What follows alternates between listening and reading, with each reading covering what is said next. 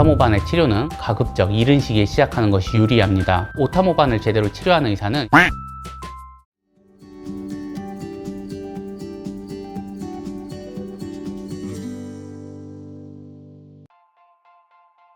안녕하세요. 피부과 전문의 닥터 라이언입니다. 오늘 이야기할 내용은 오타모반의 최신 레이저 치료 방법에 대한 비교 분석, 피코 레이저와 포토나 레이저, 레블라이트에 대한 비교를 정리해 보겠습니다.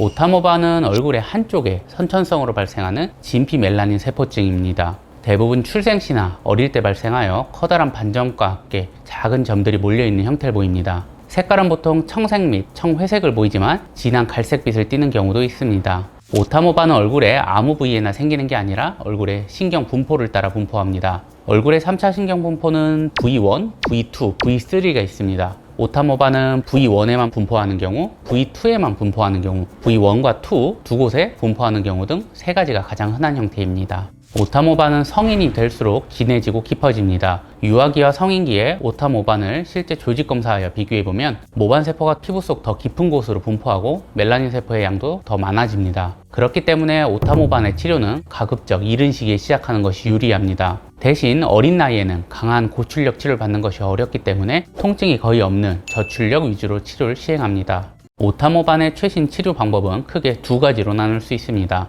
간단하게 요약하면 일상생활에 불편이 있고 통증이 있으며 강하게 한두 달 간격으로 치료를 하느냐, 아니면 일상생활에는 불편이 없고 통증도 없고 약하게 일주 간격으로 치료하느냐입니다. 이를 구분하면은 피코 레이저를 이용한 고출력 방법과 Q&D 레이저를 이용한 저출력 방법으로 나눌 수 있습니다. 먼저 피코 레이저를 이용한 고출력 방법을 설명드리면 오래전부터 사용해오던 전통적인 치료법입니다. 대신 예전보다 레이저 종류가 발전되어 현재는 피코 레이저를 가장 많이 사용하며 경우에 따라 루비 레이저를 사용하기도 합니다. 치료 방식은 한번 치료할 때 강하게 치료하는 것으로 치료 시 통증이 상당합니다. 어린아이의 경우는 통증의 문제로 고출력 방식으로 치료하기 어려운 경우가 많습니다. 보통 어느 정도 통증을 참을 수 있는 나이인 약 한 10세 이상 정도가 되면 많이 사용하는 방식입니다. 대신 치료 간격이 한두 달 간격으로 길기 때문에 자주 병원을 내원하는 불편감이 적습니다. 치료 후에는 붉은 자국이 수일 정도 지속되어 일상생활에 불편함도 있습니다.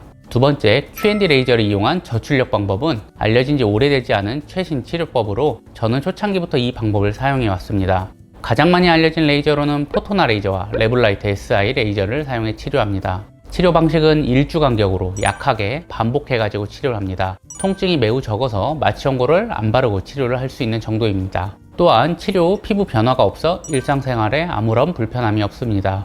어린아이와 같이 통증에 민감하거나 일상생활에 얼굴이 붉어지는 불편감이 있으면 안 되는 사람의 경우 도움이 되는 치료법입니다. 단점은 병원을 자주 방문해야 하는 불편감이 가장 큽니다. 또한 고출력 방식보다 의사의 테크닉과 경험에 의해 치료 효과가 좌우되는 영향이 큽니다.